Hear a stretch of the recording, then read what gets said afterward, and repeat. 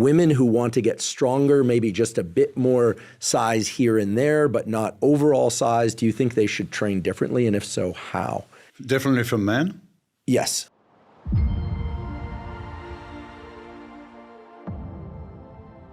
Value of sunlight, you being from the UK. Yeah. You don't find schizophrenia near the equator. Because of the light. I'm not going to say schizophrenia is one thing, and I'm not going to say it's caused by one thing, but there's some very interesting hypotheses about certain types of winter infections make people more prone to them. Now, why would those winter infections only occur closer to the poles?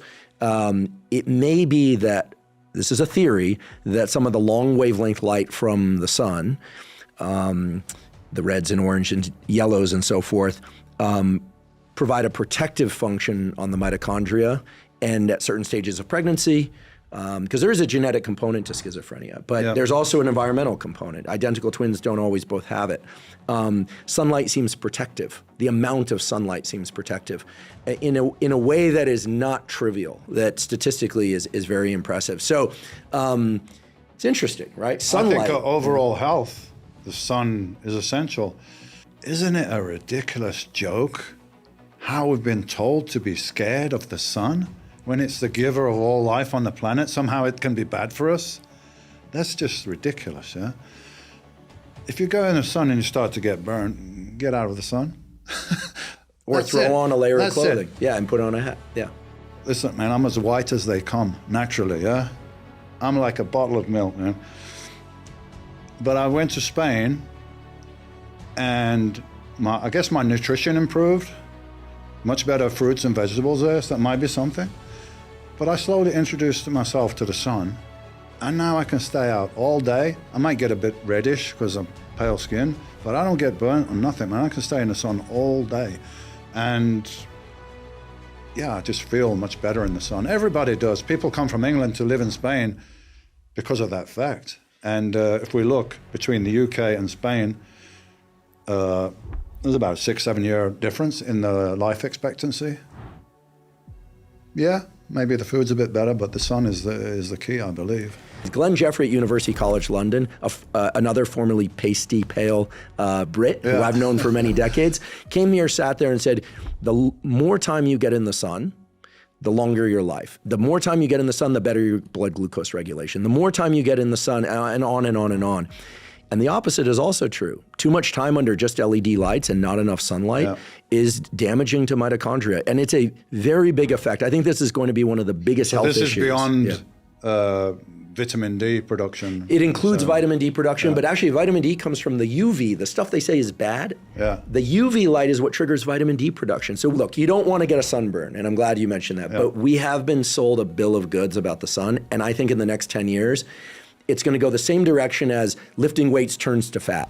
No one believes that because it's not true, but we were told that for decades. Oh, they used to believe it. I mean, when I started back in the 80s, very few women wanted to lift weights because they were scared they would get too big.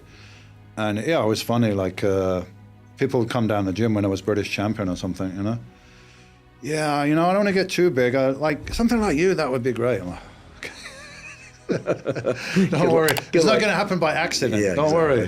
I always tell people, especially if women want to train, the pump you get in the gym, that's as big as you're ever going to get within a couple of months. Yeah. So if you ever see yourself in the mirror at the gym and go, oh my God, that's far too big, go ahead, quit for 2 weeks. But exactly. I mean, people think they're going to go to sleep and wake up. But it's interesting, like, because I went in Spain, and we live right by the beach, me and Gal, a lot on the beach. We're outside a lot, right?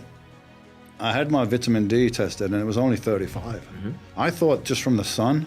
Some people just don't convert vitamin D that well or produce vitamin D that well and need to supplement it.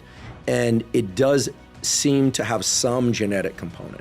I have a couple more questions. One is about your wife vis-a-vis training for women. You made it very clear kind of what the beginner versus more advanced stuff is. I want to make sure that we touch on, she's quite the athlete.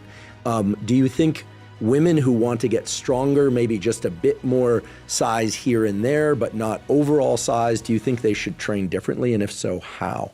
Differently from men? Yes. I don't think so. I mean, the same muscles in the same place, same rules apply. The muscles are not going to grow unless you overload them.